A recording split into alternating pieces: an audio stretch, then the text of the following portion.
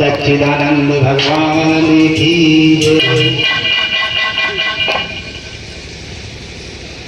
गुरुर्ब्रह्मा गुरुर्विष्णु गुरुर्देवो महेश्वरः गुरु साक्षात् परब्रह्म तस्मै श्री गुरुदेवाय नमः।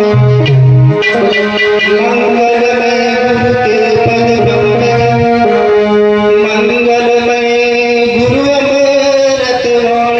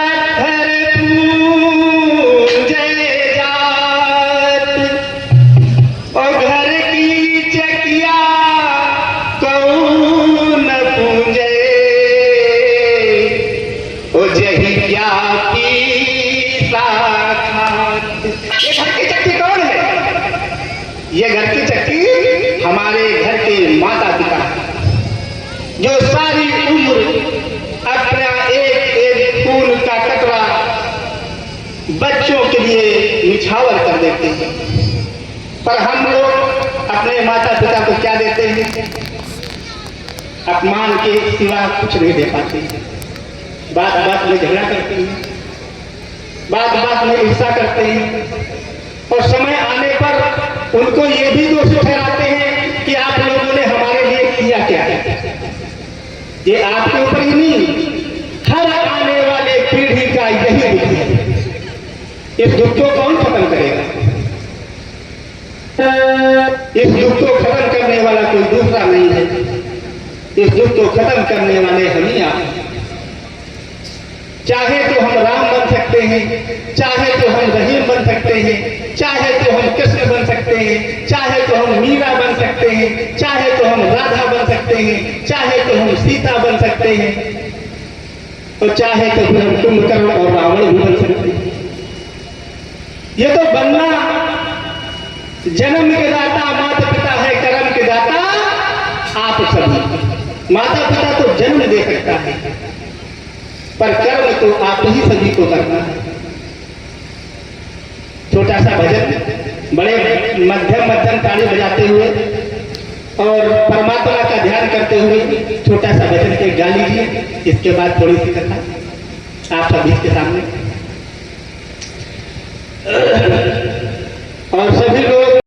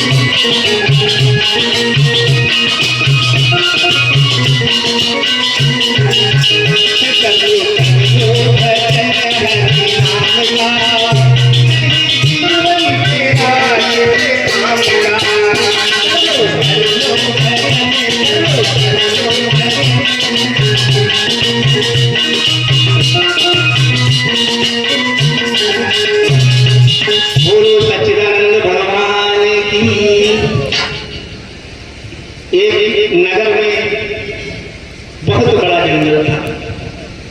जैसे अपना ये नगर है, जहां तक देखो ज्यादा घर नहीं दिखाई देते हैं। ऐसे ही एक नगर में बहुत बड़ा जंगल था और जंगल में एक महात्मा जी तपस्या कर रहे थे। तपस्या करते करते जब बहुत वर्ष बीत गए तो उन्होंने विचार किया कि काश मेरा भी कोई शिष्य होता तो अपने कुछ जो हम उसको दे देते तो आगे की प्रथा चलती रहती। तो एक दिन महात्मा जी ने अपने मन में विचार करके गांव के भ्रमण के लिए निकले और जब एक गांव के अंदर पहुंचे तो उन्होंने देखा कि एक वृद्ध प्राणी अपने भैंसों के नीचे गोबर भर रहा है। तो उन्होंने विचार किया कि इस प्राणी की उम्र भी बहुत कम हो गई है, ये वृद्ध हो चुका है और शरीर से भी असमर्थ दिखाई दे रहा है। चलो इसको हम अपना शिष्य बना लेंगे। ऐसा विचार जब संत ने अपने मन में किया तो काफी देर खड़े खड़े महात्मा जी सोचते रहे। जब वो गोबर उठाकर निवृत्त हुए और हाथ धुलकर खड़े हुए तो उन भाई साहब को किसी का आदर करना भी नहीं आता था कि हम महात्मा जी से सीताराम कहें या बंदगी कहें या चरण स्पर्श करें। तो खाली करें हाँ बाबा जी क्या बात है, काहे खड़े हो रहे? अरे बाबा तो आपके पिता के पिताजी को कहा जाता है, संत तो संत होता है, वो आपका बाबा नहीं हो सकता। पर उनको बुरा नहीं लगा इस बात का। उन्होंने इस बात के उस पर विचार भी नहीं किया और कहा भाई कुछ आप हमारे शिष्य बनना चाहोगे? तो कहा हाँ बिल्कुल। अरे शिष्य बनने में कौन सी बड़ी बात है, पर एक समस्या हमारे सामने फंसी हुई है। कहा बताओ। कहा महात्मा जी अभी थोड़ा जो है बच्चों की शादी वादी करनी है और थोड़ा भैंस वैंस भी है, इनका गोबर कर भी करना पड़ता है। तो ऐसा करो कि हम राम नाम तो आपसे सुनेंगे, आपको हम अपना गुरु बना लेंगे, पर थोड़े दिन के बाद। महात्मा जी ने कहा ठीक है। आश्वासन बड़ी चीज होती है। आस के सहारे मनुष्य पूरा जीवन यापन कर देता है कि जब मेरा पुत्र बड़ा होगा तो शायद कुछ न कुछ उन्नत करेगा, मेरी पुत्री जब सयानी होगी तो शायद कुछ न कुछ पढ़ लिख के अच्छा बनेगी। इस उन्नत के सहारे, एक आस के सहारे मनुष्य इस हाथ में एक मुट्ठी गेहूं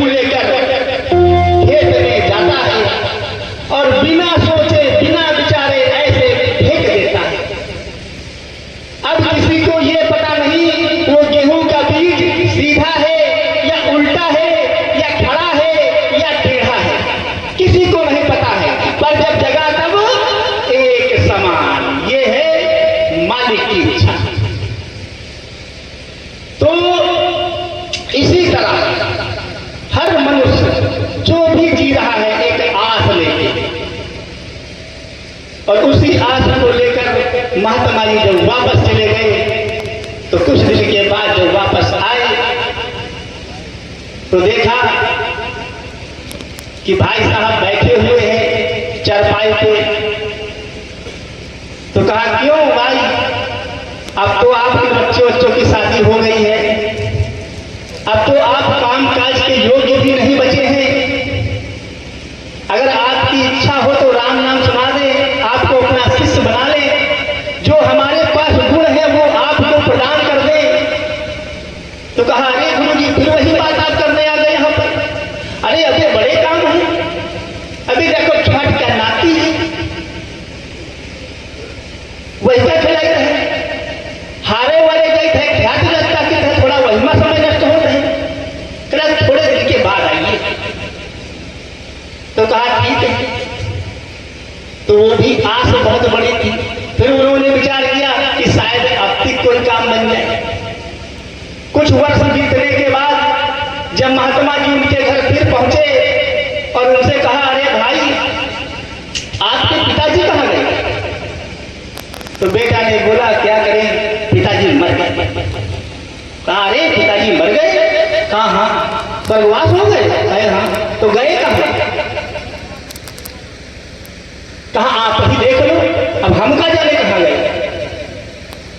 तो महात्मा जी ने आंखें बंद किया और आंखें बंद कर जब ध्यान लगाया तो देखा कि उनके पिताजी बैल के रूप में उन्हीं के घर में विराजमान है। कहा अरे ये तो बैल बन गया। अब इधर उधर देखा महात्मा जी ने और देखते हुए मन में विचार किया कि कोई अगर ना देख रहा हो तो इससे हम पूछे कि अब तो कुछ नहीं करते हो, अब तो बैल बन गए हो, बड़े ही प्रेम से आप बैठे हुए हो, अब तो घर नहीं देखते हो, अब तो नाती नहीं खिला रहे हो, अब तो चलना चाहोगे। जब ऐसी वाली महात्मा जी ने उस बैल के कान में डाली तो बैल गुर्राकर ऐसे ऐसे सीधे कर बोल रहा है। कहा अरे अभी आप क्या जानते हो कि मैं कितना काम करता हूं। कहा अभी सारे खेत का चारा तो मैं ही उठा के लाता हूं, जितना गेहूं गन्ना पैदा होता है मैं ही तो लाद के लाता हूं। और अगर मैं ये नहीं करूंगा तो मेरे बच्चे नाती पोते क्या कहेंगे। कहा महात्मा जी अभी नहीं जाएंगे, अभी राम नाम नहीं सुनेंगे। तो कहा अब कब सुनोगे। तो कहा कुछ दिन के बाद आओ। महात्मा जी फिर वही आस लेकर वापस चले जाते हैं। जब कुछ समय फिर बीतता है तो महात्मा जी विचार करते हैं अपने मन में कि चलिए मेरी भी उम्र बहुत खराब होती जा रही है, मेरा भी कोई ठिकाना नहीं है, चलो एक बार और चल के देखें, शायद वो हमारी बात मान जाए। महात्मा जी फिर उनके घर पहुंचते हैं और बेटे को बुलाकर पूछते हैं कि अरे बेटे वो जो यहाँ दरवाजे पे बैल बंधा हुआ था वो कहाँ चला गया। कहा बाबा वो तो मर गया। कहा मर गया। कहा हाँ। तो गया कहाँ। तो कहा ये आप ही देख लीजिए। तो महात्मा जी ने जब आंखें बंद की और अंदर ध्यान करके देखा तो बैल कुत्ता बन गया और कुत्ता बनकर अपने ही मोहरे पर चारपाई के नीचे लेटा हुआ। तो महात्मा जी ने कहा अरे ये तो कुत्ता बन गया। चलो पहले तो मान लिया जाए गेहूं लाता था, चारा खेत से लाता था, अब तो ये कुछ नहीं करता है, अब तो कभी में बैठा हुआ है, अब तो राम नाम सुन ही लेगा। यह विचार करके महात्मा जी ने जब उसके कान में कहा कि अरे भैया अब तो राम नाम सुन ले, अब तो कुछ नहीं करते हो। कहा अरे महात्मा जी कैसी बात करते हो, आप तो पीछे ही पड़ गए हमारे। अरे अभी तो मैं बहुत काम करता हूं। कहा भैया अब कौन सा काम करते हो। कहा अभी तो मैं चोरों को ताकता हूं, रात में जो कोई आ जाता है मैं भोंकता हूं। हमारे नाती पोता जब खेत जाते हैं तो उनके पीछे पीछे जाता हूं, रात भर पूरे गांव की रखवाली करता हूं। तुमको ये काम कम लग रहा है, ये आसान दिखाई दे रहा है। अरे ये बहुत बड़ा काम है हमारे लिए और आप कह रहे हो कि राम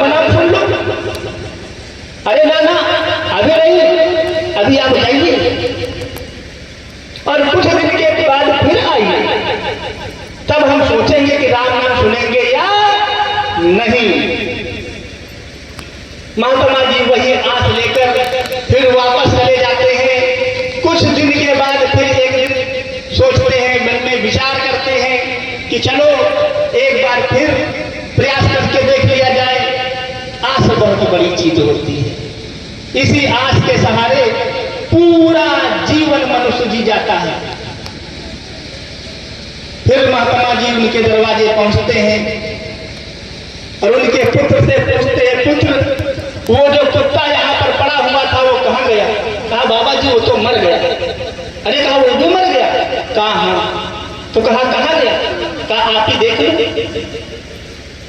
तो महात्मा जी ने आंखें बंद की और आंखें बंद कर जब देखा तो वो कुत्ता सांप बनकर घर के पीछे वाली कोठरी में बैठा हुआ है।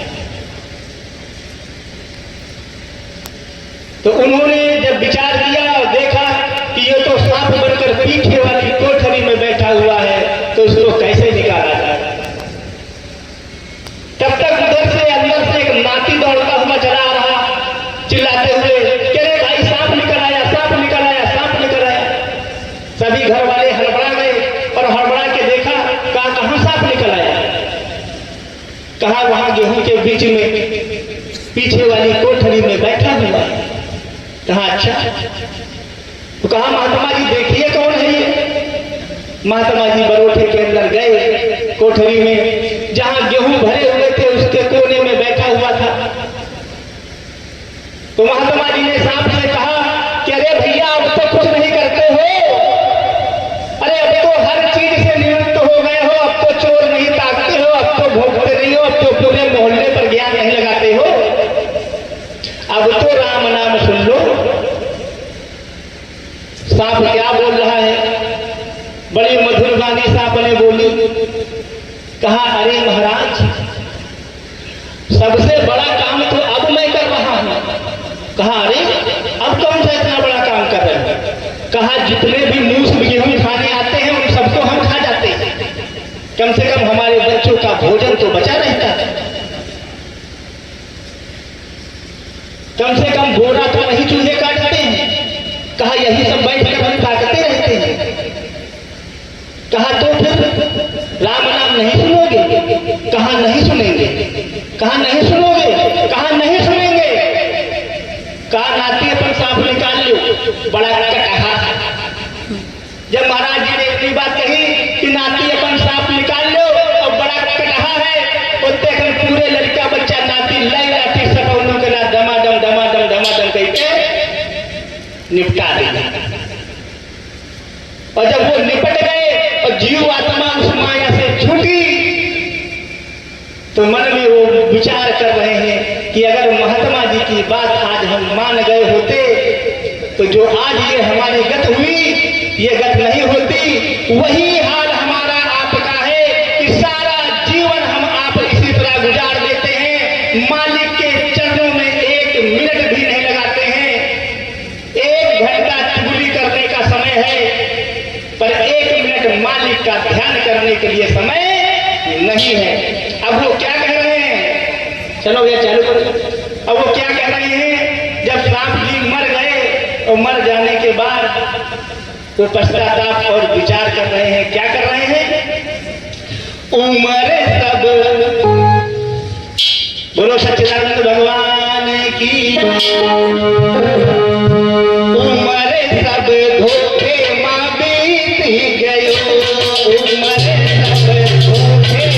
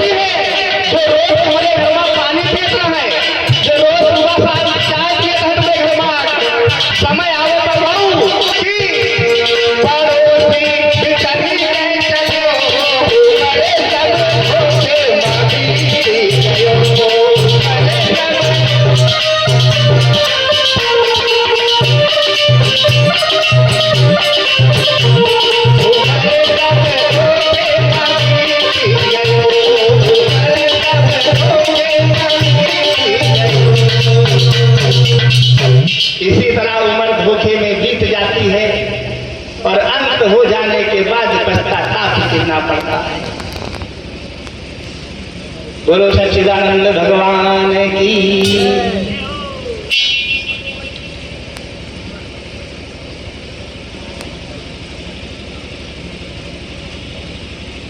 एक छोटा सा भजन आप सभी लोग बड़े प्रेम से मिलकर गाएंगे और आप लोगों का पूरा साथ चाहिए इस भजन में।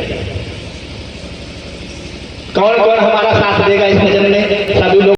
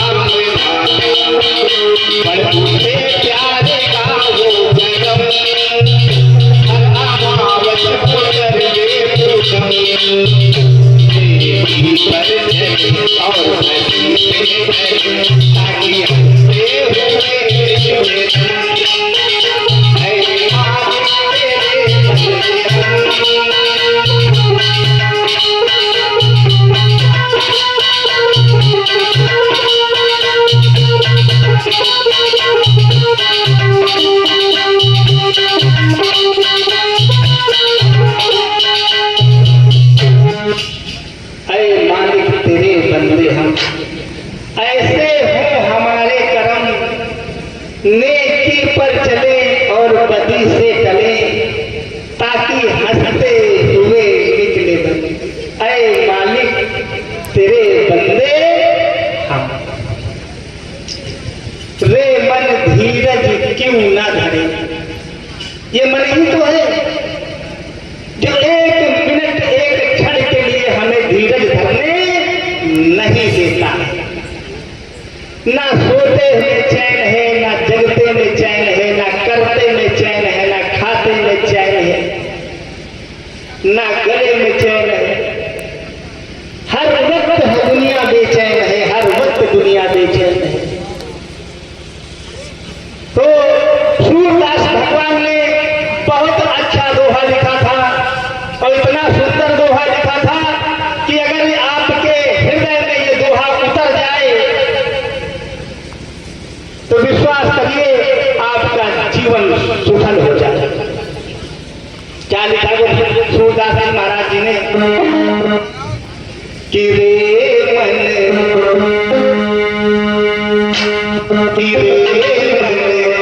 धीरज क्यों ना धरे।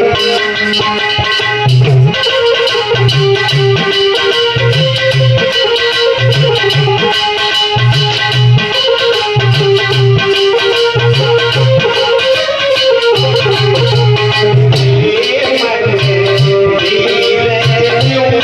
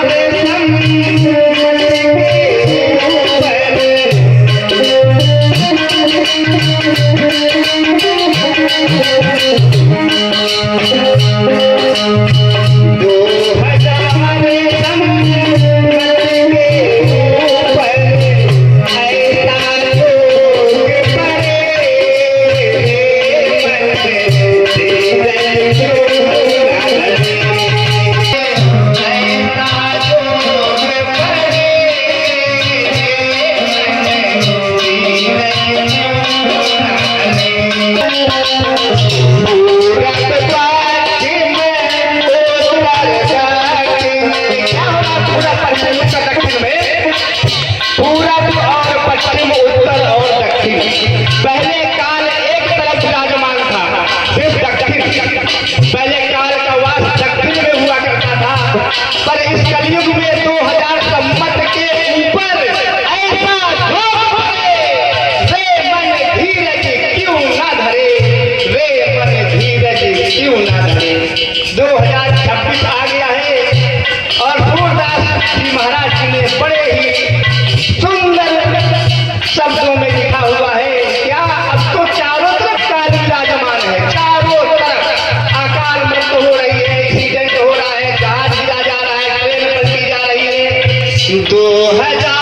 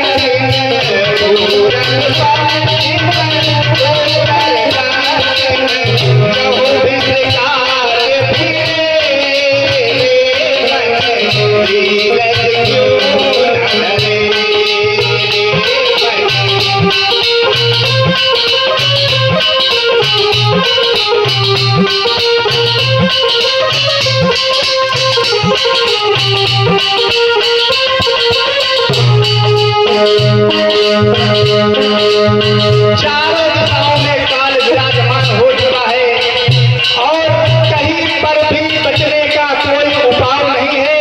तो लास्ट में स्वामी जी ने इतने प्रेम से लिखा कि काल जाल से नहीं बचेगा,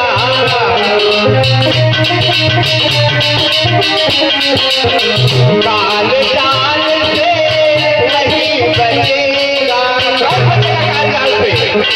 काल जाल से कलयुग में लिखा हुआ है कि काल जाल से बस वही बचेगा कौन, जो सतगुरु की शरण में है, जिसने गुरु बना रखा है, जिसने राम नाम सुन रखा है। काल जाल से वही बचेगा, काल जाल से वही बचेगा। सतगुरु जो शरण पड़े, मन धीरज क्यों ना धरे।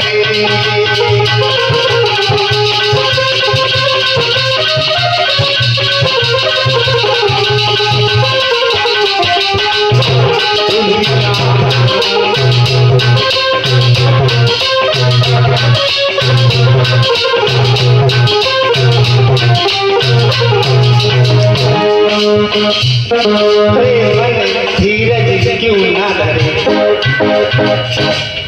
ये मन ही तो है जो किसी को धीरज धरने नहीं दे रहा। कबीर साहब ने बहुत सुंदर एक दोहा लिखा है,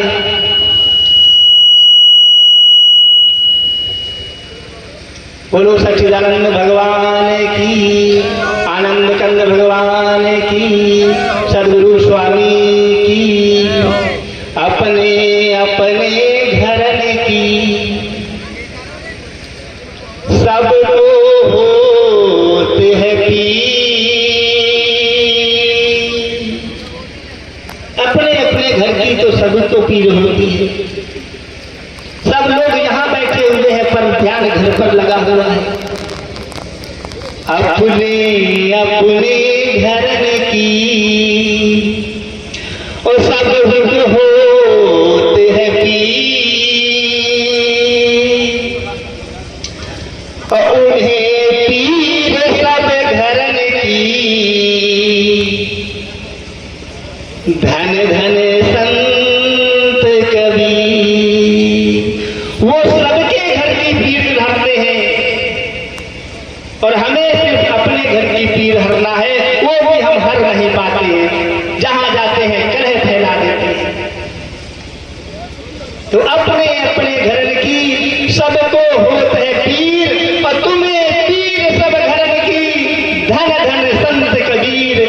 धन धन संत कबीर।